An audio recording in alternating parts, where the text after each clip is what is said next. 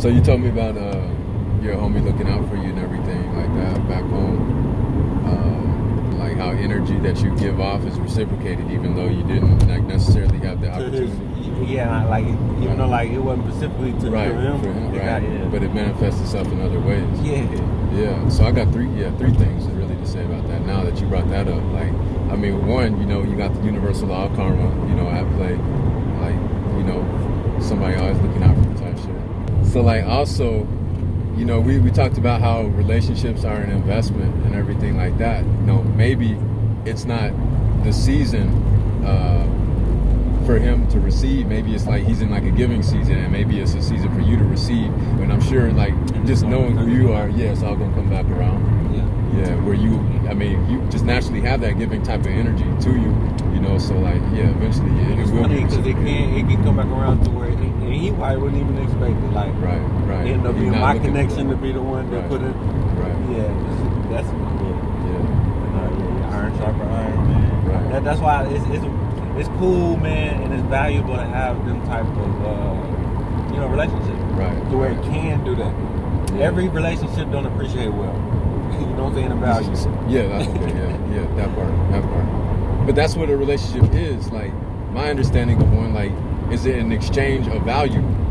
There has to be an exchange of some sort of value, or at least perceived value, taking place for it to be a relationship, to exist in the first place. And when you get down to it, like, that's what currency is. That's what an exchange rate is. Any type of currency, you're gonna have an exchange rate. And like any type of currency has no value until there is an exchange. You could keep whatever you got on you, but it doesn't mean anything. Until it's traded, bartered from the barter system, like anything, and that's what life and anything is really. So basically, what, like, go on with the metaphor of how life is like that? Yeah. So I was about to break it down to where it's not just currency, because we have this perceived idea of what we think value. Currency is. It's not just currency, because like monetarily, like financially, that's not the only form of currency. Currency can also be like a service. Currency could be a energy, or an air around you. Anything that can be perceived as value. It's not just physical, like tangible resources. Mm-hmm. And you then saying so with the metaphor of you saying that currency is not valuable until it's exchanged. Mm-hmm. What are you saying with life? It's not valuable until exchange. You got to cash out. Like, you have to have like, what is somebody's life worth? Somebody's life is only worth what they've invested in it. If they came into this life as a baby and they leave as a baby, there was no exchange or rate or value, established throughout the course of that relationship with life. Like, say if Bitcoin just came in and it it never changed.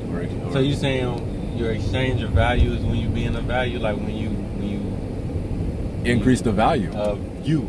Right. In any form, and you do that with experiences. You do that with your other relationships. By living life. The value. Yeah, this is some real shit. All right. The value of your life is determined on how well you lived it, right? And how abundantly you've lived your life. And you can't live an abundant life if you're comfortable. If you came in the same way that you go out, there was no value to be established there. And the more you do that, the more value you have. You increase your value with higher forms of relationships and an increased version of yourself.